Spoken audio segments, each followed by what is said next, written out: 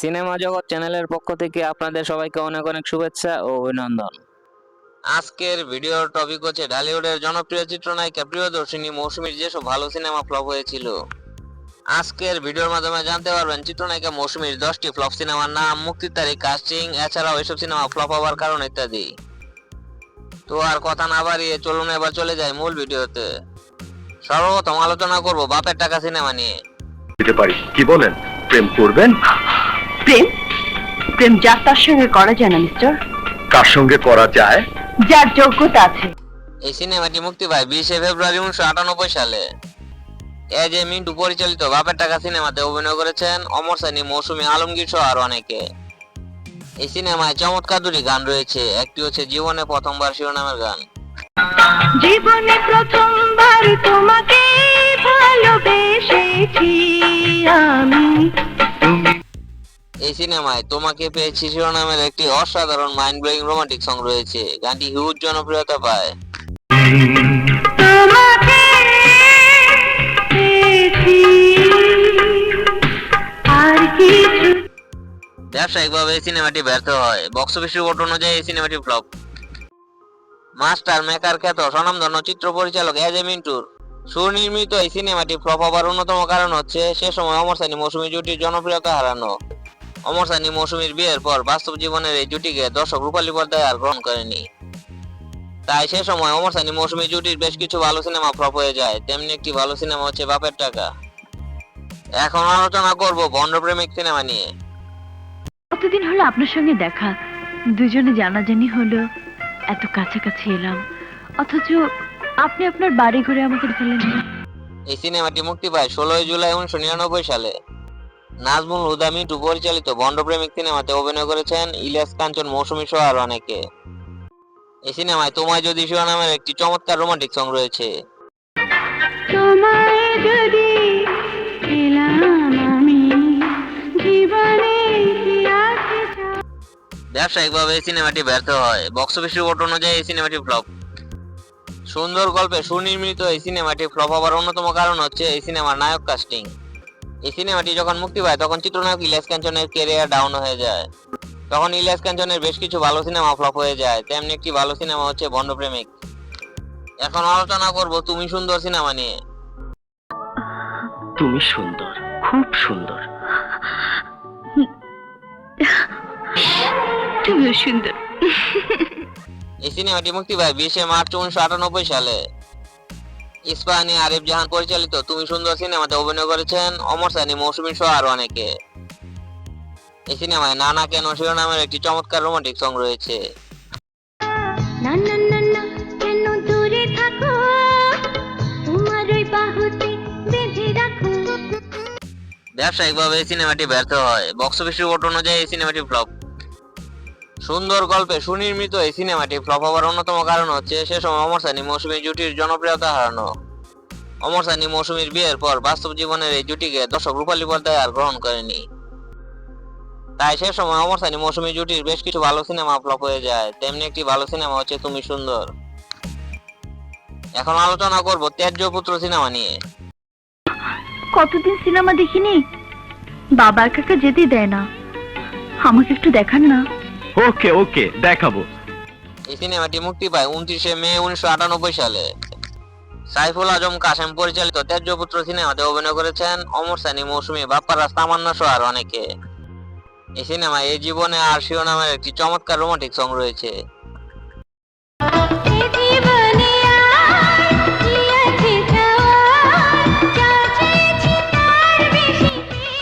ব্যবসায়িকভাবে এই সিনেমাটি ব্যর্থ হয়। বক্স অফিস রিপোর্ট অনুযায়ী এই সিনেমাটি ফ্লপ। সুন্দর গল্পে সুনির্মিত এই সিনেমাটি ফ্লপ হওয়ার অন্যতম কারণ হচ্ছে সে সময় অমর সানি মৌসুমী জুটির জনপ্রিয়তা হারানো।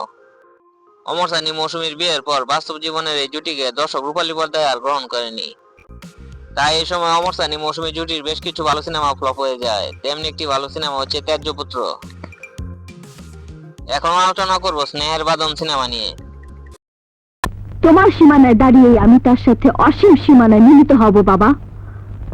আমি আমার প্রেমের সিঁড়ি বেয়ে তার কাছে যাবই। এই সিনেমাটি মুক্তি পায় 6 জুন 1997 সালে। মতিন রহমান পরিচালিত স্নেহের বাঁধন সিনেমাতে অভিনয় করেছেন শাবানা আলমগীর, ওমর সানি, মৌসুমী সহ আরো অনেকে। এই সিনেমায় চোখের পানি শিরোনামের একটি চমৎকার গান রয়েছে। চোখের বালি তুমি ছিলে, হৃদয় ঝড় হয়ে এলে। ব্যবসায়িকভাবে এই সিনেমাটি ব্যর্থ হয়। বক্স অফিস রিপোর্ট অনুযায়ী এই সিনেমাটি ফ্লপ।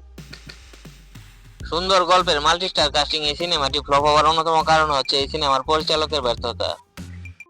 স্বনামধন্য পরিচালক মতিন রহমান তার মান অনুযায়ী এই সিনেমাটি নির্মাণ করতে পারেননি, তাই এই সিনেমাটি ফ্লপ হয়ে যায়। এখন আলোচনা করব আজ গায়ে হলুদ সিনেমা নিয়ে। আমি পারবো না, কেন? আমার লজ্জা করছে। বেশ, আপনি আপনার লজ্জা নিয়ে থাকুন। এই সিনেমাটি মুক্তি পায় 17 মার্চ 2000 সালে ঈদুল আজহায়। মোহাম্মদ হোসেন পরিচালিত আজ গায়ে হলুদ সিনেমাতে অভিনয় করেছেন আমিন খান, মৌসুমী, মাহফুজ সহ আরো অনেকে। এই সিনেমায় চোখ যে মনের কথা বলে শিরোনামের একটি সুইট রোমান্টিক গান রয়েছে। গানটি হিউজ জনপ্রিয়তা পায়। চোখ যে মনে কথা বলে, চোখে চোখ রাখা শুধু নয়। ব্যবসায়িকভাবে এই সিনেমাটি ব্যর্থ হয়। বক্স অফিস রিপোর্ট অনুযায়ী এই সিনেমাটি ফ্লপ। সুন্দর গল্পে সুনির্মিত এই সিনেমাটি ফ্লপ হওয়ার অন্যতম কারণ হচ্ছে তখন চিত্রনায়িকা মৌসুমীর রোমান্টিক ইমেজ নষ্ট হয়ে যাওয়া। চিত্রনায়িকা মৌসুমী বিয়ের পরে বেশ মুটিয়ে যায়, তাই তখন তার রোমান্টিক সিনেমার ইমেজ নষ্ট হয়ে যায়, যার ফলে এই সিনেমাটি ফ্লপ হয়ে যায়। এখন আলোচনা করব মিস ডায়না সিনেমা নিয়ে। ছিল আমি সেই সালেহা বেগম, যে ওই পুলিশ অফিসারের কাছে ন্যায় বিচার চেয়েছি, বিনিময়ে সে আমার দেহ চেয়েছে। এই সিনেমাটি মুক্তি পায় 17 সেপ্টেম্বর 1999 সালে। বাদল খন্দকার পরিচালিত মিস ডায়না সিনেমাতে অভিনয় করেছেন ফেরদৌস, মৌসুমী, সিজার, পূর্ণিমা সহ আরো অনেকে। এই সিনেমায় চমৎকার দুটি গান রয়েছে। একটি হচ্ছে এত ভালোবেসো না আমায় শিরোনামের গান। এত ভালোবেসো নাই আমায়, বিনিময়। এই সিনেমায় যদি থেমে যায় পৃথিবীর সব কোলাহল শিরোনামের একটি অসাধারণ মাইন্ড ব্লোয়িং রোমান্টিক সং রয়েছে। গানটি হিউজ জনপ্রিয়তা পায়। যদি থেমে যায় পৃথিবীর সব কোলাহল, যদি শুকায়। ব্যবসায়িকভাবে এই সিনেমাটি ব্যর্থ হয়। বক্স অফিস রিপোর্ট অনুযায়ী এই সিনেমাটি ফ্লপ। সুন্দর গল্পে সুনির্মিত এই সিনেমাটি ফ্লপ হওয়ার অন্যতম কারণ হচ্ছে 1999 সালে বাংলা চলচ্চিত্র শিল্প ব্যবসায় ধস নামা। এ সময় অনেক ভালো সিনেমা ফ্লপ হয়ে যায়, তেমনি একটি ভালো সিনেমা হচ্ছে মিস ডায়না।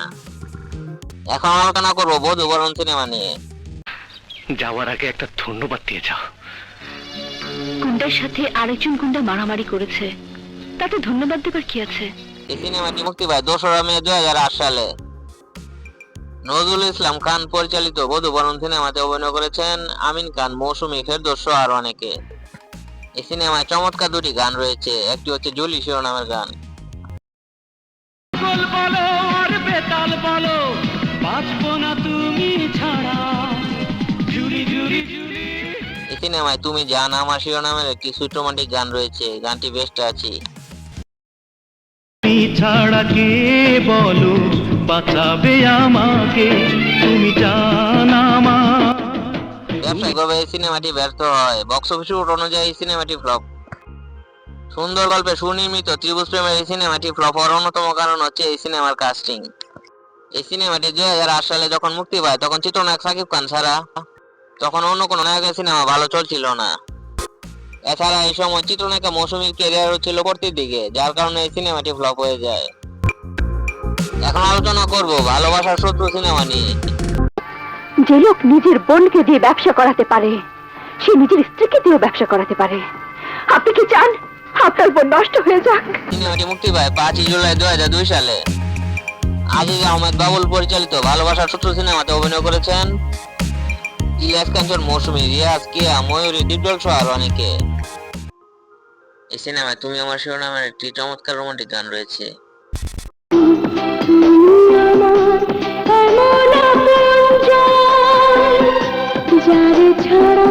ব্যবসায়িকভাবে এই সিনেমাটি ব্যর্থ হয়। বক্স অফিস রিপোর্ট অনুযায়ী এই সিনেমাটি ফ্লপ।